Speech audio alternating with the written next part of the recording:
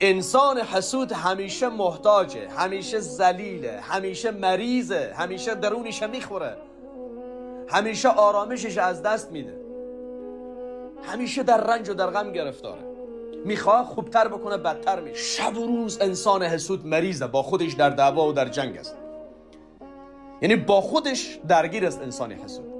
و الله سبحانه و تعالی در قرآن چی میگه؟ قل اعوذ برب الفلق من شر ما خلق و من شر غاسق اذا وقب و من شر النفاثات فی العقد و من شر حاسد اذا حسد. از انسان حسود به خدا پناه ببرید، بگویید پروردگارا از شر حسودان به تو پناه میبرم.